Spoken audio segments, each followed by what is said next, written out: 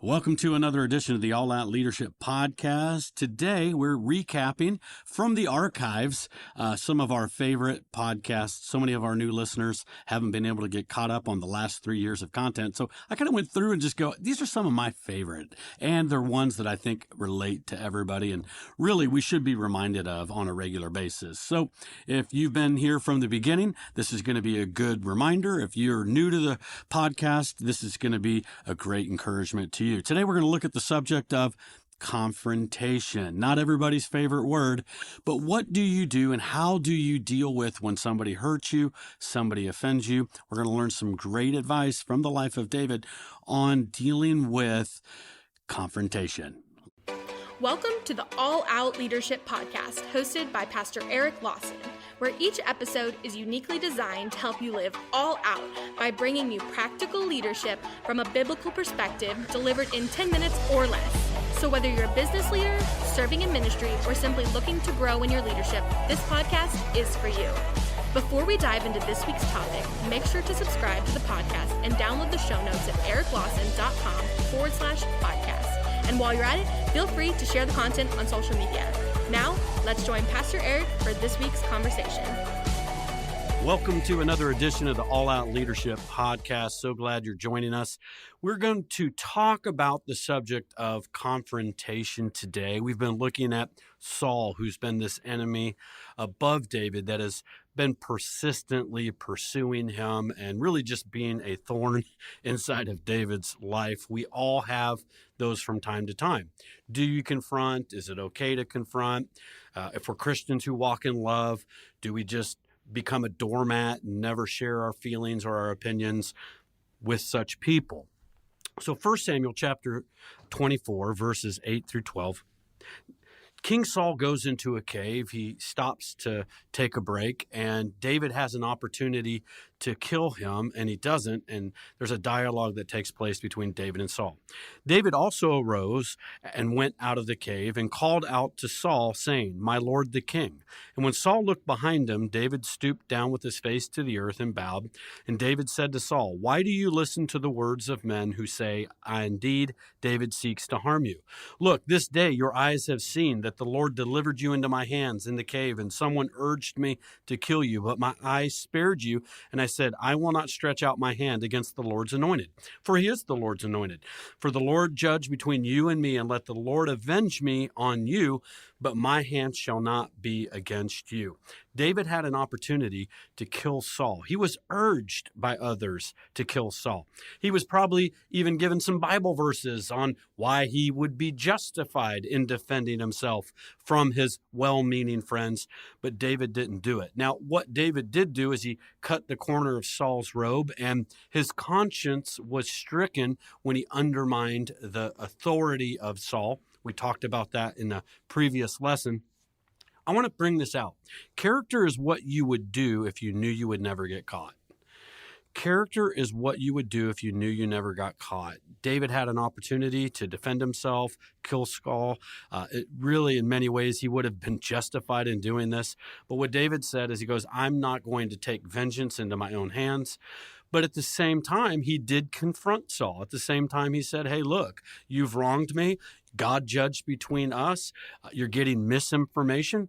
We see some confrontational principles that David brought even to a senior leader to confront certain things that are wrong. So I want to talk about biblical confrontation and how we need to apply some practical things inside of our leadership. I want to read to you Matthew chapter 18, verses 15. If your brother sins against you, go show him your fault or his fault, just between the two of you. If he listens to you, you've won your brother over. But if he will not listen, take one or two others along, so that every matter may be established by the testimony of 2 or 3 witnesses. If he refuses to listen to them, tell it to the church. And if he refuses to listen even to the church, treat him as you would a pagan or a tax collector. So we're going to look at the biblical model of confrontation when you are having something that somebody's doing that becomes enough of a thorn inside of your life that it's going to hinder you from being able to move forward. This would be principles that apply to relationships above you, beside you, and below you, because these principles transcend position. I'm going to say that again. These biblical principles transcend position. And these are just kingdom principles that we can apply. First thing we see is this: there's a process. You go up as you talk. The Bible says, go to that person that offended you. If they don't listen, then you bring in somebody else. If they don't listen, then you go up the food chain of leadership, so to speak, and inviting spiritual leaders into the process. If you go outside a process and you begin to go to others that aren't part of the solution, then that's called gossip. And that is a sin. In fact, in Proverbs, it says there are 6 things God hates. 7th is an abomination, and that is one who sows discord. What was interesting, it didn't say the discord.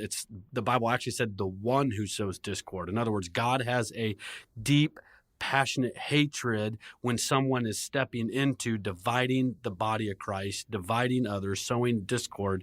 And so God takes it very serious. In fact, the rabbis taught that gossip was equal to the sin of murder because you're murdering somebody's reputation.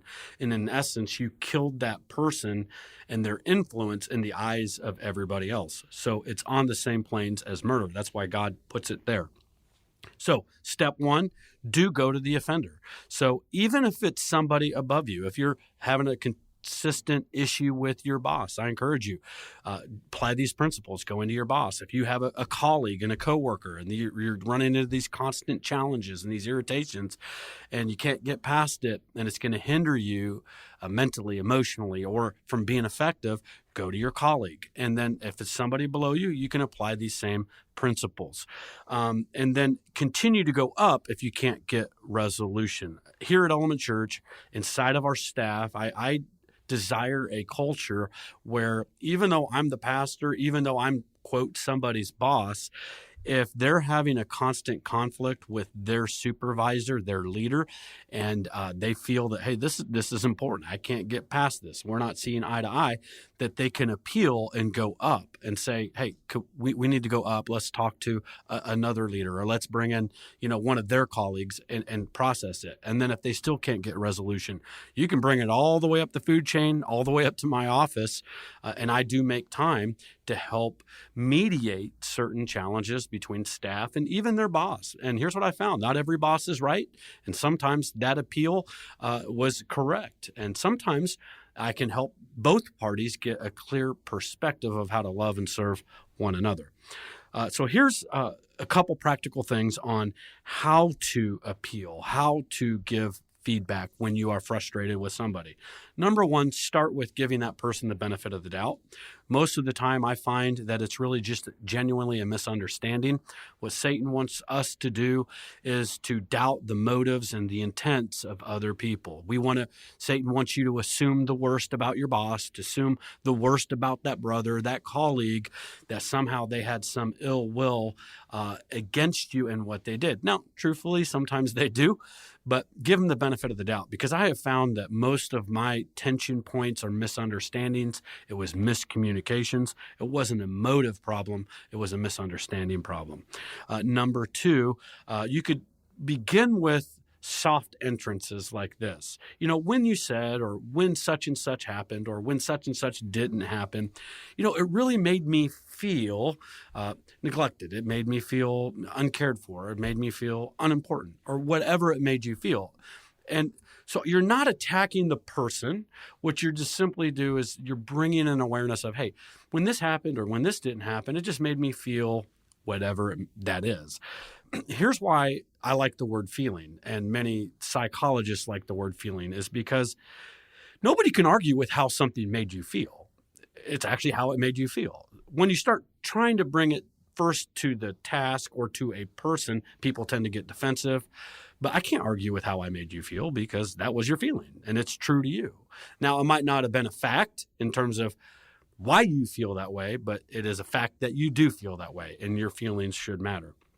And then follow up with something like this. Just help me understand. Help me understand the thought behind that. I don't think that was your intention to make me feel that way. And when you're doing it that way and you're sandwiching it and giving them the benefit of the doubt, and then you're kind of just saying, hey, this is how I felt, help me understand that. Most of the time, what you'll end up hearing is, oh my gosh, I had no idea. I'm so sorry. Thank you for telling me about that. That's about 90% of what happens is, oh, wow, thank you. I had no idea. Or, oh, wow, I could see how you would feel that way. That's not what I meant. and it opens up the door for dialogue. If you don't bring dialogue, then it remains in the dark, and Satan is the Lord of the dark. Whatever you keep in the dark, Satan has power. Satan will speak in the dark, but when you bring it to the light and you bring it to the open, that's where Jesus lives, that's where Jesus resides, then that's where Jesus is going to work. So bring it to the light and let God bring resolution into that.